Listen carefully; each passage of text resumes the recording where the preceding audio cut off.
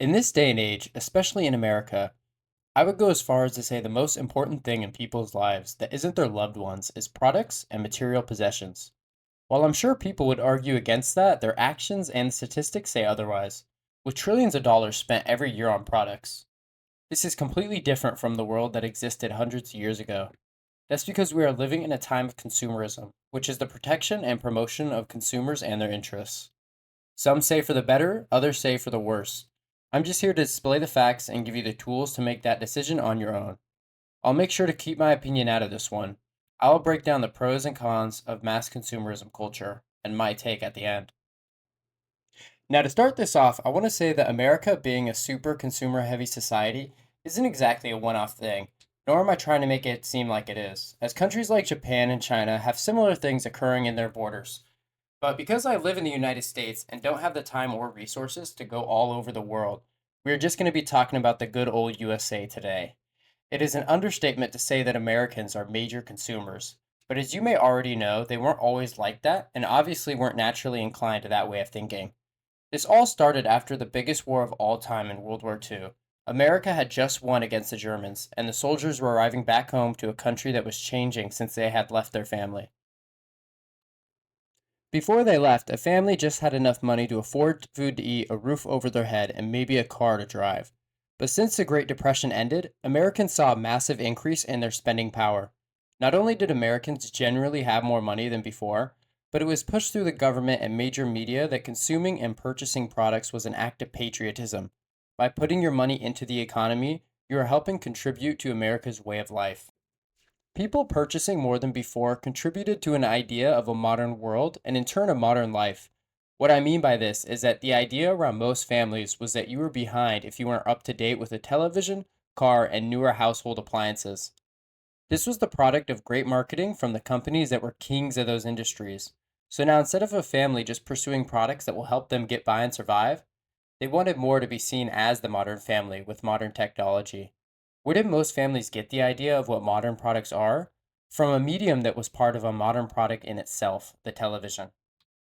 A vast majority of families had one of these in their homes. The products that they wanted were shown and advertised to them in their favorite shows like the Goldbergs and the Honeymooners.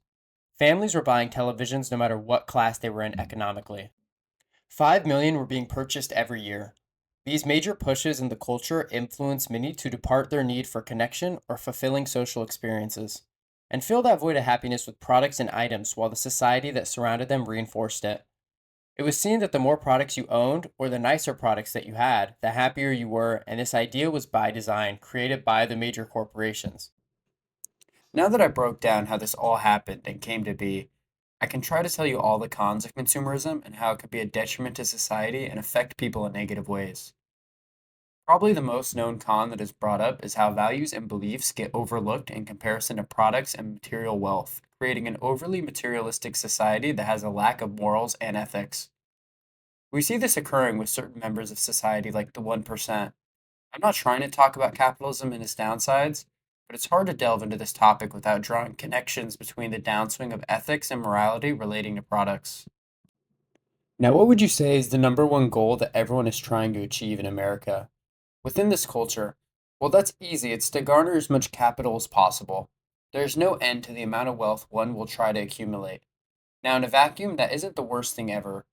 But as I'm sure you can see, the journey and means to that wealth has created a culture around owning things and the relation between happiness and those things.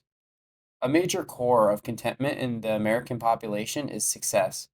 I would say it's the biggest core advertised everywhere. Success in America is displayed as being wealthy, it just flat out is.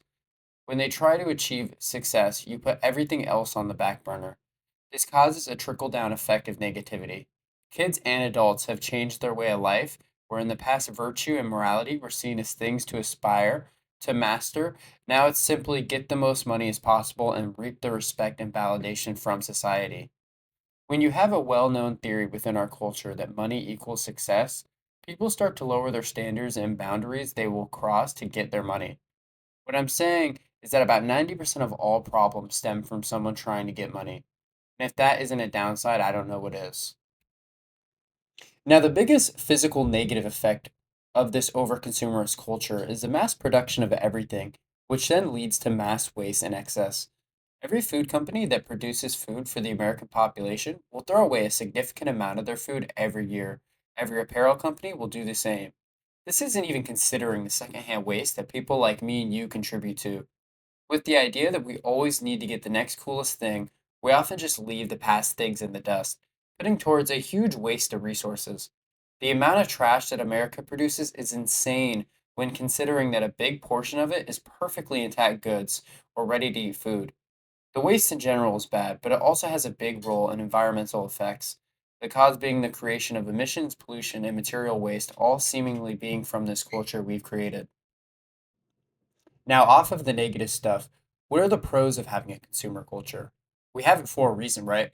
Well, the biggest plus in my eyes is that without it, we wouldn't have such a robust economy or wide range of jobs.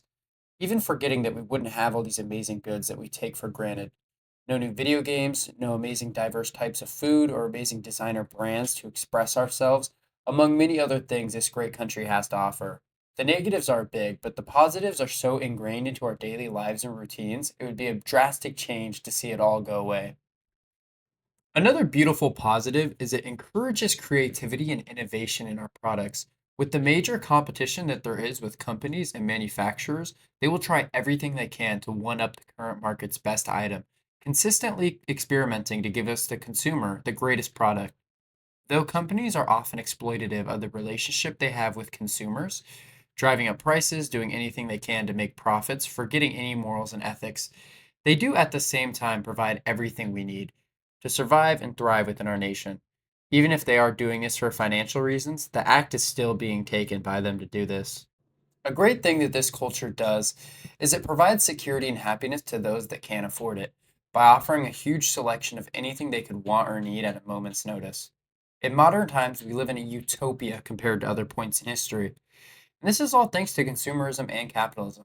You just have to accept it. It is nowhere near perfect, and I yearn and hope for major change. But if you try to see the bright and good and not focus on the ugly and deceptive, this country is so strong and beautiful even with its problems. There is a reason everyone in the world travels to get here, and it's because of consumerism and the economy and lifestyle it provides. Now that we both know the pros and cons, what can be done to make this consumerist culture more of an ideal system within America today?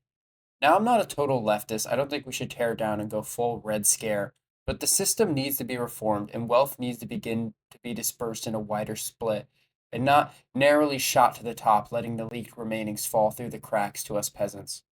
Because truthfully, it is us who has created this system and are responsible for the astonishing range of products and services that this country provides. So why not let us be able to eat, sleep, and live without the stress that one of those things could be taken away? Why can't we work 40 hours a week and be able to afford a house?